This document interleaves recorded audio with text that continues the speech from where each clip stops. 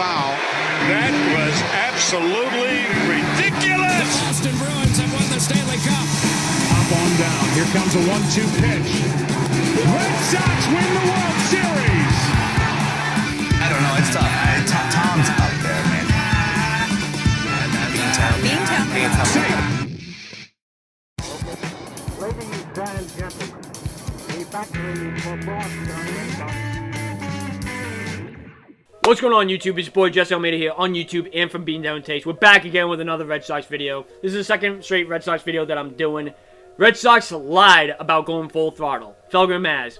Oh man, they're going to go all out on this front office staff. I can't wait to hear what they have to say, because the front office of the Red Sox lied to you guys. And now they're calling you guys liars, saying that you're lying if you think that the Red Sox front office don't care about the Red Sox anymore. They're calling you liars, by the way. The Red Sox fans, they're calling you guys liars. How ironic is that, huh? That's the team that you guys support. Just wanted to let you guys know that. But we're going to react to what FELGER and MAZZ have to say on the front office. You guys know where I stand on this already. You guys saw in the last video, I expressed my anger out to the front office staff of the Red Sox. And by the way, we are going to have some new Red Sox merch coming out. I mentioned that in the last video as well. You don't want to miss that one. Make sure you go buy it. Leave a thumbs up if you guys enjoy these videos. Right now, if you guys are new, you guys know what to do. Go check out our website. Links in the description down below. Without further ado, stop straight in this video. Let's go, FELGER and MAZZ. Let's get on their head. Tomasi, right? Yes. Specifically asked about the roster and spending and catching up, and it was specifically about that. It wasn't about anything else. And boy, when Warner said full throttle, you knew. You just knew at the time this is going to be used against him. Oh, definitely. Look, it was like instant. You knew right away, like, there it is. Here we go. It was like the year that Theo used the term bridge team. Like, that one stuck like freaking glue. People got pissed, and the word full throttle came out. It's like, uh-oh. So Here we go. It's all come up because Warner did an interview yesterday again, trying to walk that back. And saying that's not exactly what he meant, but when you hear the question, the way it was posed, it was exactly what he meant. Yes. And I was going to say Hein Bloom. What's this guy's name? Craig Breslow. Same thing. Breslow did Same an initials. interview with Abraham. Oh man, that's what I forgot to mention on the last video that I did, but it went so long that I even forgot to mention it. What was the point of firing Hein Bloom if you're going to do the same, if you're going to bring another guy in and do the exact same thing as Hein Bloom did when he was here? What was the point of that? What was the point of firing Hein Bloom if this was the case? Hein Bloom, I know you made some moves that I necessarily disagree with. However, I do owe you an apology, though. Because I thought you were a part of the problem. You had problems, yes, you made mistakes, but it was the front office more than you. Way more than you. So, I apologize to you. I apologize to you in terms of that. Do I still think you did a bad job? I still think you didn't meet the goal to be competitive at all levels. You definitely didn't meet that, but I will apologize with the fact that I was very, very hard on you. It just wasn't in a match here in Boston, and now it's clear as day. Of the Globe, where he basically laid out and told you, we're not doing anything. He says the conversation probably quickly bleeds into the overall direction of the club, Breslow said. And I don't think it makes a ton of sense to give up some of our prospects for pitchers that don't also come with a ton of control, just given the emergence of this young core around who we intend to build. When he was hired in October, Breslow said he believed ownership was committed to building a contender and would spend what it took to reach that goal. What's his answer now? That's a fair question, Breslow said. And just that line itself, you said yesterday, that packs a lot of punch there. Even Breslow's taking shots at them. Automatically say, my owner is committed to do everything, and as an organization, we are committed to do everything possible that we can, financially and otherwise, to win championships and bring the best players here. Like, that's just a rote, simple, knee-jerk answer. So the front office lied to Breslow?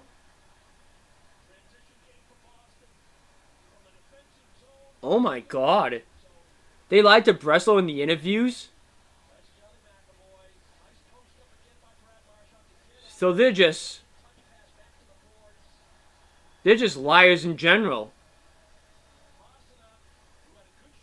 Holy crap. Isaiah says, no, that's a good question. That just tells you a lot right there. He says, as I've gotten to know this organization better through the conversations I've had with ownership, they absolutely are still supportive of assembling a World Series team as quickly as we possibly can. But I think the reality is that it's going to require a step forward from the young position players. It's going to require the build-out of a talent pipeline of arms that we can acquire, we draft, and we develop internally.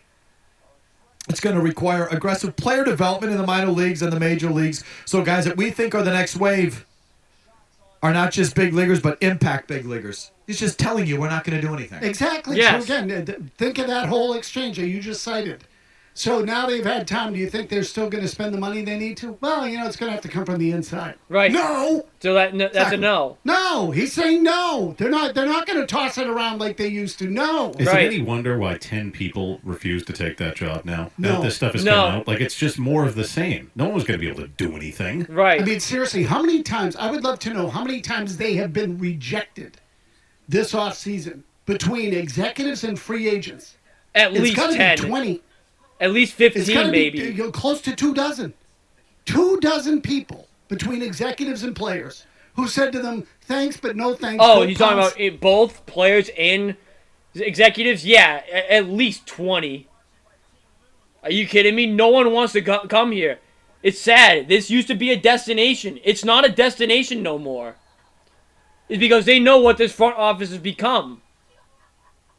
It's sad, man. It's sad. Sand and shove it. Bill Spiros, who's an obnoxious Boston fan, he writes in the Herald, had an interesting thing that I've been trying to articulate to you, Maz, about their business thought and their business, the motivation behind the lack of spending. And what you would say to me is, well, if you spend big, don't you win big and generate big revenue? Mm-hmm. And I said to you, that's generally not how companies think. They think just in the reverse. We cut spending, and we'll be able to save more and make more by cutting spending than we will by raising spending and raising revenues. Yep. Sure. It's Makes a sense. quicker, easier path to a better margin. Yep. You start with labor costs and you start with trimming costs. Yep. And he laid this out, I thought, well. He said the Fenway Sports Group, they've slashed payroll, obviously. They've kept the team below the competitive balance tax and still had 2.67 million paying customers in attendance last season. Mm-hmm. Okay, that represents, Maz, 92% of fan attendance posted in 2018. In 2018, the team won a record 108 games in the regular season and the World Series with a payroll of $233 million, a massive top three payroll. Might have been number one. It was number one in 2018. Okay, so in 2018, they won a record 108 games, and they had the World Series, and they had the number one payroll at 233. Adjusted for inflation, that 2018 number today would be 289 million on the payroll. 289. Now, the Red Sox payroll in 2023 last year was 197 million. Mm-hmm. So, in 2023, the team cut $91 million in payroll, adjusted for inflation, and finished in last place, yet only saw an 8% dip in fan attendance. This is what I'm telling you. Yep. That's crazy. That's insane. They know they have the fans in the bag. They know that they're able to bring these fans in the ballpark no matter how good or bad this team is, because Fenway Park's an historic landmark. They don't get hit in their wallet, so they think, okay, so we're doing something right for our pockets at least. They're greedy. They're greedy, they're cheap, and they're lying son of a bitches. That's sad, man. That's really sad. Yeah, right. I get it. They can't. They're not going to expand Fenway Park, and the cable business, as you've pointed out, is again shot. So they maximize their revenues.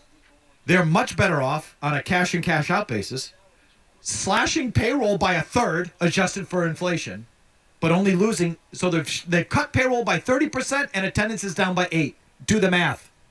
No, That's not I a get big it. dip. They make out. No, I Yeah, get they it. make I out, understand yeah. it. I'm just telling you that they're on their way to irrelevancy. Oh, yeah. Yes. So I got to believe there's got to be some other trickle. Like, does that at all factor in? Like, I would love to know what the revenue numbers were from Nesson in those 2 years. Yeah, they're probably greater because cable boxes were worth more in 18 Right. than they are in 23. I mean, so again, and let's adjust those for inflation too. Like, what if they were making the same sort of money in Nesson revenue? What would it be today? They're trying to make it up with that Fakakta and that atrocious product, Nesson 360. That Yeah. horrible product. Yep. It is a horrible I don't even product. have And I'm it. telling you, as someone who's tried to catch up in the streaming world, this isn't a streaming rant.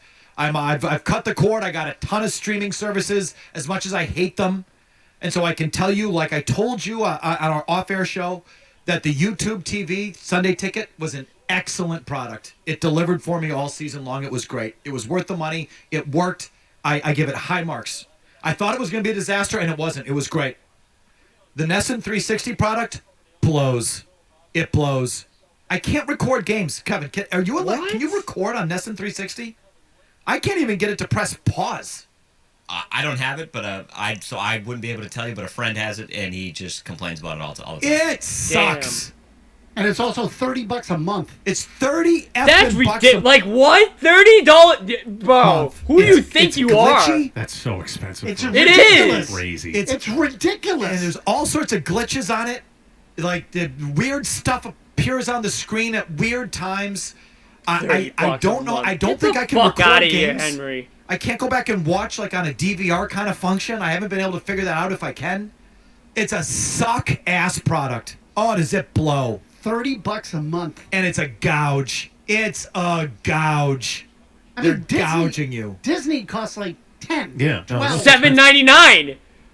If you want ESPN Plus and all that mixed in with the Disney Plus is $15. Like, are you shitting me? It's usually like 12, 13 bucks. Exactly. And their programming And they is give you like- good stuff. Right, the exactly. Disney programming, and No, I I've know told you. Just because my kids do it. The number of shows and options you have in that is off the charts. What's Netflix? Right. Like $15? Yeah, something like Yeah. that. Yeah. right. And there's a gazillion things that they've produced or someone else has produced. There's just a grotesque amount of content. Yeah. Yeah, but you're not appreciating. Nesson's 2.5 times the cost, but you get the Red Sox. Nesson charges you twice that, and you get that atrocious baseball team and the hockey team that's good, but it's glitchy. You can't record it. You can't pause it. It's a horrible product. It's a gouge. You don't get it, Felga. 2.5 times the cost for the Red Sox. A good deal. Oh my God, it's so bad. Hey, Felga, you get free I think you get free Red Sox tickets or something like that. I think, is that what I saw? I forget what the package was, but I think you get like a free ticket to a Sox game or whatever. Just the whole thing is so bad. It's so greedy. It's so transparent. It's such a gouge on the consumer. So I did get trapped into some sort of rant there on that. That's not my point. The point is, They're losing money. and you're still going to the ballpark. Well, you're not. I'm talking to you out there. No. Your car. You out there aren't. You're not? The guy from Toronto and the guy from Texas Oh, maybe. and the guy from Atlanta. Well, and those guys come into town and the Red Sox don't give a rat's ass who buys the tickets as Fair long enough. as someone buys them. Right. Payroll's down 30%. Attendance is only down 8%. So why would they spend $90 more million, inflation adjusted, when all they're going to get out of that is a few more people in the stands, if that? What's the point? And so that sort of drives that home. Yeah. Right. No, and they're doing a wonderful job managing their roster on a lower payroll. Real quick, you got a nugget with the Red Sox that I loved. So Go ahead. I feel like people keep talking about their farm system, the farm system ranking, and I don't think their farm system's as good as everyone thinks it is. And the primary reason is they have no pitching. So I Right. actually asked the question on Twitter today. You tweeted who? I just tweeted in general. Oh, I see. I threw a general question out there. In fact, I even put question, : does anybody out there rank the minor league systems based only on pitching?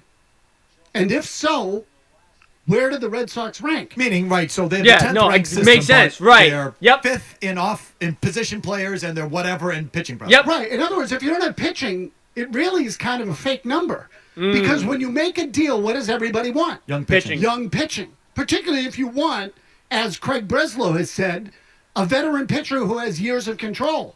Well, if you're going to do that, if you want Dylan Cease from the White Sox, you got to give up a good young pitcher that they have the chance to reclaim Cease with. You know what I mean? Right. Someone Yep. who Makes could sense. Makes sense. theoretically Yeah. turn into Dylan Cease. That's what happened with Chris Sale. They gave up Michael Kopech. Yep. But I did get some replies. Oh, so good. One of which came from Zach Scott, former general manager of the Mets, who was in the Red Sox organization under Theo Epstein. Yo! In fact, I was reading his wiki bio, and he's the guy who was credited for identifying Dave Roberts as a trade candidate back in 2004. Ah, okay. Former Red Sox staffer. So Zach So an Scott insider. replies, I did some independent work on this and had the Sox ranked 29th in pitching. Oh my God! Yo!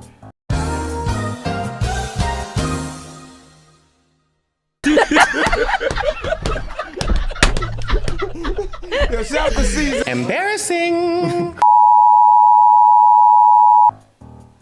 Oh my God! So they're dead port in terms of pitching prospect. What are you gonna do if that's the case? You're not gonna do anything. Oh, that's hilarious.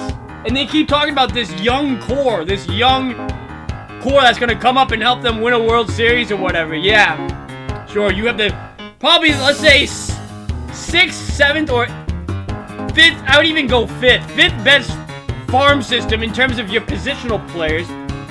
But you have 29th in pitching prospects? Third for position players. Third, okay. Overall, that worked out to be 13th combined compared to the MLB pipeline and Baseball America. Whatever. Okay? Their Former- pitching sucks. Former Red Sox front office. Oh, MAZZ, I got your answer. 29th. They're 29th in pitching. 29th in pitching. Murray, how many teams are in the major That's league? laughable.